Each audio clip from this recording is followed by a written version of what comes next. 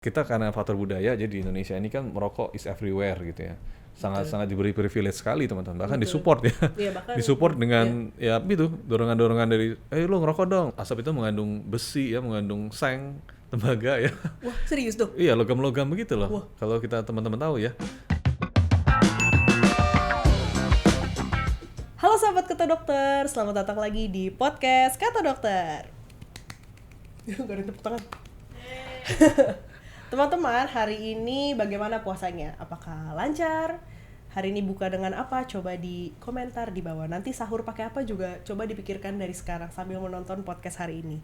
Nah teman-teman, kemarin kita sudah membahas tentang perokok aktif ya di beberapa episode sebelumnya. Nah sekarang kita akan membahas tentang perokok pasif, di mana perokok pasif ini akan mendapatkan rasa sakit yang sama di jangka panjang dengan yang aktif. Itu sangat menyedihkan bukan teman-teman? Tapi tenang saja, kita tidak akan membahas ini sendiri. Kita akan membahas ini bersama Dr. Jeff, yaitu adalah spesialis penyakit dalam dan juga seorang dosen di Fakultas Kedokteran Universitas Trisakti. Halo dok. Ya, halo Catherine. Ketemu lagi ya dok. Luar biasa udah ya hari lama ini. ya nggak ketemu dok. Ya. Apa kabar dok? Ya, luar biasa hari ini ya. Kita akan bahas lagi ya topik yang krusial untuk nasib bangsa ke depan ya. Wow. Menentukan sekali ya. Betul sekali. Teman-teman. Tapi sebelum kita menentukan nasib bangsa dok, Iya. kita dengar dulu cerita dari saya. Oh ya, ini dengar ada cerita yang ini ya, yang menentukan nasib bangsa juga Betul nih. sekali. Jadi Bisa diceritakan nih. kita kan mau ngomongin tentang perokok pasif nih dok. Yes. Tapi saya bukannya mau eksis ya teman-teman ya. Ini beneran saya sebagai seseorang yang mungkin saya adalah perokok pasif tanda tanya, saya tidak tahu.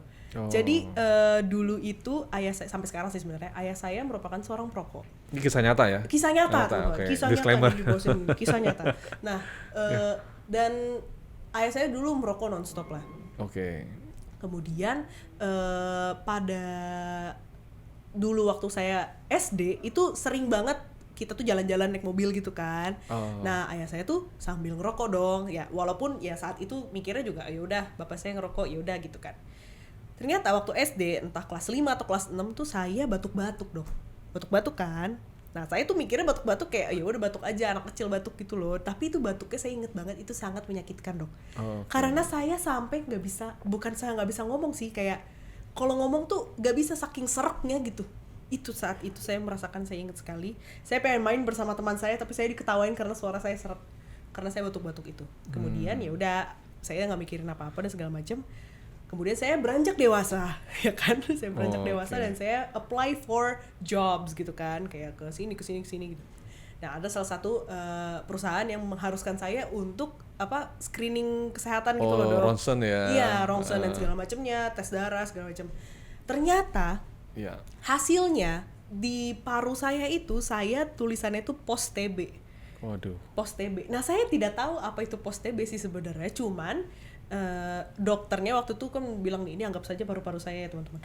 Ini adalah ini menunjukkan bahwa saya post TB, Anda post TB, kemudian ini berarti Anda dulu pernah penyakit TBC. Itu saya kayak, hah? Kapan saya penyakit TBC seperti itu? Nah, apakah itu merupakan sebuah kisah nyata dari seorang perokok pasif dok? Salah satunya.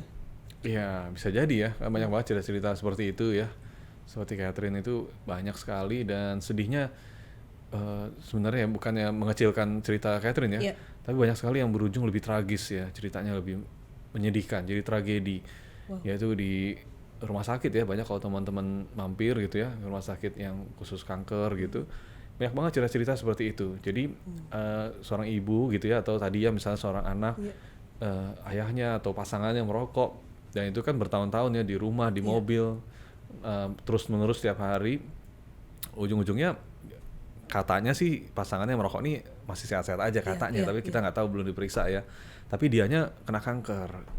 Yang pasif, yang nggak ngerokok, yang menemani gitu ya, menemani perjalanan sang perokok ini, dia terkena apesnya. Jadi dia udah nggak dapet nikmatnya, nggak dapet dopaminnya, dapet apesnya doang gitu. Itu dapat rokoknya tadi kan, dapat kankernya. Nah ini yang jadi sangat sedih ya teman-teman, karena kanker menjadi salah satu yang terbanyak di Indonesia ya. Ternyata kanker paru-paru, kanker tenggorokan ya, kanker saluran napas itu sering banget terjadi karena perokok pasif ini. Nah, selain batuk-batuk dok yang saya rasakan, dan yang berujung kanker yang tadi dokter ceritain gitu ya. Apa saja sih masalah kesehatan secara umum bagi perokok pasif? Iya, memang perokok pasif dari studi itu bisa meningkatkan ya. Satu pastinya risiko terinfeksi ya, karena badannya akan jadi lebih lemah. Ya dong, karena setiap hari diberondong dengan asap itu mengandung besi ya, mengandung seng, tembaga ya. Wah, serius dong? Iya, logam-logam begitu loh. Kalau kita teman-teman tahu ya, logam-logam yang beracun gitu ya, ada formalin, dalamnya juga ada formalin teman-teman, jangan lupa. Si asapnya itu. Tapi di rokoknya ada nggak? Iya, rokok itu kan mengandung zat-zat tadi yang akan berubah bentuk menjadi gas gitu kan. Tentu ada juga, cuma bentuknya padat kan kalau di rokok. Nah, jadi banyak banget tuh bahan-bahan yang arang-arang gitu ya, teman-teman lihat kalau makan itu kan arangnya dibuang. Ini arang hitam tuh banyak banget di rokok. Bahan-bahan kimia yang beracun, teman-teman. Nah, itu akan meningkatkan 20-30% risiko seseorang mengalami kanker di kemudian hari. Belum lagi tadi ya, karena kekebalan tubuh turun, tentu dia akan lebih mudah infeksi. Jadi tadi mungkin ya, salah satunya bisa lebih mudah kena TBC, kena kuman-kuman di lingkungan gitu ya, COVID segala macam. Itu biasanya lebih mudah menyerang pada mereka yang merokok, yang memang kondisinya sudah lemah sebelumnya. Wow, luar biasa. Gitu. Atau perokok pasif ya tadi ya. Perokok pasif ternyata bener gak dok kalau misalnya ada statement seperti ini? Perokok pasif sama bahayanya dengan perokok aktif? Ya, bisa dibilang itu ya, ada beberapa sumber yang bilang malah lebih bahaya gitu ya. Oh wow. Ibaratnya gini, yang merokok aktif dia kan dapat enaknya nih, ya kan dapat nikotin dopamin jadinya tadi ya, nikotin, asetilkolin, dopamin jadinya. Nah, abis itu kan itu diproses ya, jadi zat buangan, sampah-sampahnya ibaratnya. Sampahnya kan dikeluarin lewat asap dong, lewat mulut dia kan, mulut dia kan keluar asap rokok dan zat-zat pembuangan tadi. Dihiruplah sama yang pasif. Jadi yang pasif udah dapet sisa-sisa zatnya gitu kan, asap, terus dapet juga logam-logam berat tadi, formalin dapet semua. Jadi justru lebih sedih, lebih bahaya karena dapat gas buangan ya kan, udah masuk ke paru-paru, udah dinikmati nih ibaratnya makanan, udah dimakan, udah enak, tinggal sampah-sampah bungkusnya doang gitu. Bungkusnya ini buat lo gitu. Ya, diambil sama yang perokok pasif. Jadi justru lebih apes ya sebenarnya kalau bisa dibilang ya logikanya. Tapi lebay gak sih dok kalau misalnya ada orang nih lagi ngerokok nih, terus yang satu nih, aduh gue gak suka banget ya sama bau rokoknya gitu. Ya. Nyebelinnya. Sebenarnya nggak lebay ya, kita karena faktor budaya jadi di Indonesia ini kan merokok is everywhere gitu ya. Sangat diberi privilege sekali teman-teman, bahkan disupport ya. Disupport dengan ya itu dorongan-dorongan dari lu ngerokok dong, masa nggak ngerokok cupu deh. Mudah gitu. didapatkan lagi. Nah, mudah didapatkan, bahkan kadang-kadang dikasih promo ya, sering kalau teman-teman mungkin di lingkungan ya, banyak mungkin teman-temannya yang ngasih free trial gratis nih, nyobain nih rokok. Nah, itu kan banyak banget budaya di Indonesia kan, silakan Pak, ngerokok tuh kayak budaya teman-teman, suatu kebaikan dianggapnya. Dia memberikan kopi, rokok kayak gitu kan dianggap menghormati tamu segala macam. Jadi bahkan pengamen aja ngasihnya rokok dok. Bener. Jadi dikasih rokok sebagai hadiah, sebagai reward gitu ya. Jadi ini harus kita ubah sebenarnya, mindset ini, budaya ini yang harus kita ubah, tapi tentu saja sulit ya karena sudah membudaya. Gitu. Akibatnya tadi dia merasa ini rewardnya sangat banyak, privilege-nya banyak, bisa di mana aja ngerokok, murah banget gitu kan merokok ya. Akibatnya ya orang jadi makin susah dong. Ya kan, daripada dia traveling atau beli barang mahal kan lebih susah ya mendapatkan kenikmatan itu. Ya dia ngerokok aja gitu. Ini yang mungkin PR kita bersama ya sebenarnya. Seperti itu. Jadi serius ya. Tapi gak apa-apa, kita sharekan lagi. Tapi saya mau bikin up lagi nih. Apakah ada tingkat paparan asap rokok bagi perokok pasif yang aman? Ada nggak sih? Oh, tidak ada jawabannya. Beda sama alkohol ya. Alkohol kan ada yang setting gitu ya. Yang toleransi segini masih aman nih. Kalau rokok nyata tidak ada. Kenapa? Ya bayangin aja isinya kan zat-zat beracun ya. Mana ada sih yang aman disuruh makan timbal, makan seng, makan formalin. Dalam ya bentuk nggak ada yang mau kan? Coba deh, kalau misalnya bentuknya formalin, nih dikit aja nggak apa-apa, pasti nggak ada yang mau ya. Pasti apa-apa gitu. Pasti apa-apa mau sedikit juga, ya kan? Anda coba makan arang gitu ya, atau kita disuruh makan zat-zat yang hitam-hitam yang beracun gitu ya, pasti kan pada takut gitu ya, makan seng berkarat kayak gitu kan ada dalam rokok juga. Nah jadi tidak ada batas itu, sehingga kita harus benar-benar kalau bisa ya all or none sebenarnya prinsipnya. Ya, Anda mencoba atau tidak sama sekali. Karena kalau sekali mencoba dia akan adiksi dan akhirnya susah berhenti. Akhirnya ya tadi Tidak akan mungkin setengah-setengah merokok itu. Gimana caranya nih? Misalnya sudah terlanjur ada di lingkungan yang memang sering rokok dan saya adalah seorang misalnya wanita yang sedang hamil gitu. Baik. Nah, saya tidak bisa kabur. Maksudnya saya tidak di saat itu saya tidak bisa kabur. Saya bisa melakukan apa nih dok untuk melindungi diri saya sendiri? Pakai masker atau pakai apa gitu? Memang sulit ya. Anda perlu modal yang besar karena harus beli tabung oksigen kayak buat nyelam ya. Setiap hari memakai itu. Wow. Serius dok sampai harus gitu banget? Iya kalau ekstrimnya ya sebenarnya. Supaya udaranya kan murni oksigen. Anda beli oksigen, beli tabung buat menyelam ya. Wah. Jadi Anda tiap hari harus memakai itu. Harus benar-benar bersih banget. Benar-benar steril ya sebenarnya kan? idealnya.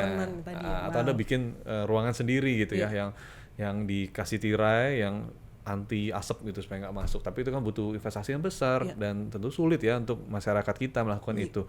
Jadi paling gampang ya kita quit gitu ya, kita cabut ke rumah orang tua atau kemana kita mending cari tempat-tempat yang baik. Karena apa? Karena nanti kalau Anda kenapa-napa belum tentu pasangan Anda akan bertanggung jawab seperti itu. Itu perlu diingat ya mungkin ya. Iya itu belum tentu teman-teman. Yang ngerokoknya belum tentu tanggung jawab. Iya.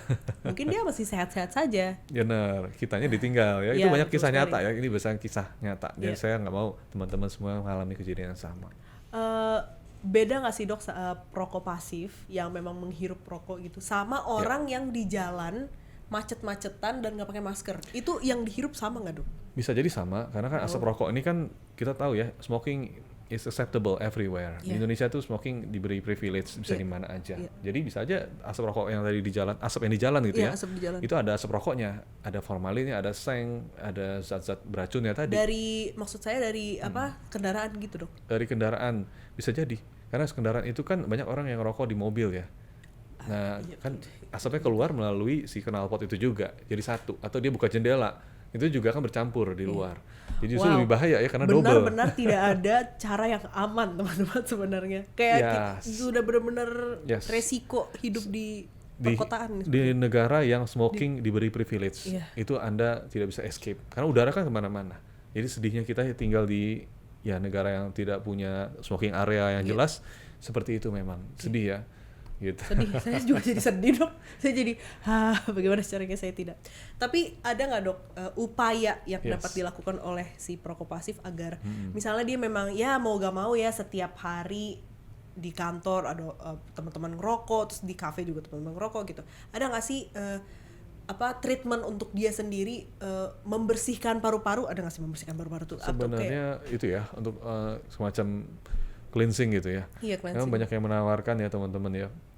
Tapi itu belum terbukti sebenarnya bisa membersihkan paru-paru karena yang ada studinya itu biasa paru-parunya sudah sulit sekali ya dibersihkan. Kita lihat di gambar-gambar itu biasa hitam paru-parunya. Dan kalau udah hitam, udah gosong gitu ibaratnya daging gitu ya, udah gosong kita masak tentu susah dong. Jadi merah lagi ya, jadi well done lagi atau rare gitu ya. Kita mau sticknya mas ini udah gosong, saya mau diubah jadi rare. Ulang lagi dari awal gitu ya. Jadi itu semacam yang irreversible atau susah balik teman-teman. Jadi salah satu yang paling baik kita lakukan adalah kita mencegah. Kalau ada teman ngerokok, kita langsung hibrid ya, lari. Baiknya ke teman-teman yang sehat ya, minum air putih. Olahraga ya di GBK itu mungkin lebih aman. Betul lagi. Oh iya benar juga ya. Berarti cara paling benar untuk berhenti jadi perokok pasif adalah resign juga sih, mengeluarkan diri dari circle tersebut ya dok. Yes, benar, karena kondisi kita adalah kita di negara yang tadi ya, smoking itu masih belum dianggap melanggar sesuatu karena orang masih berhak gitu. Di mana aja emang ada tanda dalam rokok? Nggak ada kan, banyak kan nggak ada. Kecuali di rumah sakit, sama saya rumah sakit atau tempat pendidikan universitas kami biasa di Trisakti itu dilarang merokok. Nah, selama masih ada itu tentu teman-teman satu-satunya cara adalah melarikan diri. Karena kalau kita mau marah-marah juga kita salah gitu ya. Nggak ada larangannya kok. Benar. Terus berarti tidak benar-benar tidak ada hal yang bisa dilakukan seorang perokok pasif selain cabut aja gitu. Bener, saya cabut, pakai oksigen ya, masker dipakai yang paling tebal. Iya betul. Tabungnya dipakai. Masker pun tidak dapat melindungi dok. Ya benar, karena kan tidak bisa menyaring 100% ya. Tetap ada tadi kan zat-zat beracun tadi yang bisa masuk juga ya teman-teman. Memang sulit.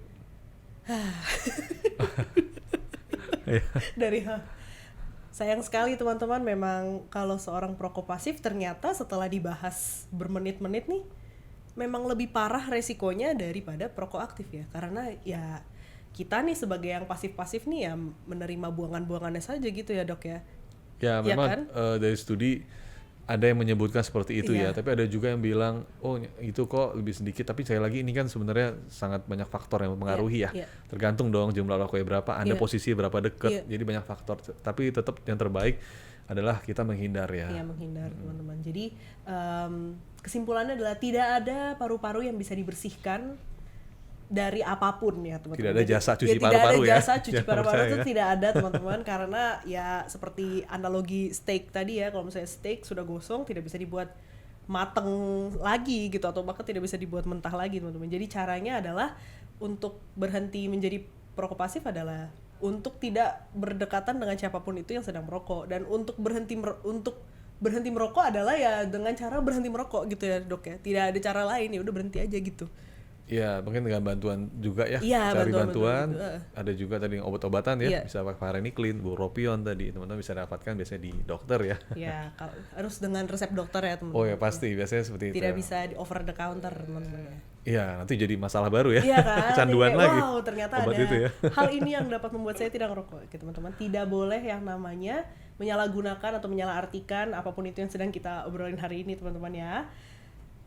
Kalau begitu teman-teman, terima kasih sudah menonton episode podcast hari ini bersama Dr. Jeff. Dan jangan lupa untuk komen, like, dan subscribe di channel Kata Dokter hari ini. Dan jangan lupa untuk menyalakan notification bell-nya agar kalian tetap tahu tentang update penyakit, kemudian obat-obatan atau nutrisi herbal atau apapun itu yang berhubungan dengan kesehatan kalian dan keluarga. Teman-teman, kalau begitu saya Catherine dan Dr. Jeff. Kita pamit dulu. Terima kasih teman-teman. Bye-bye.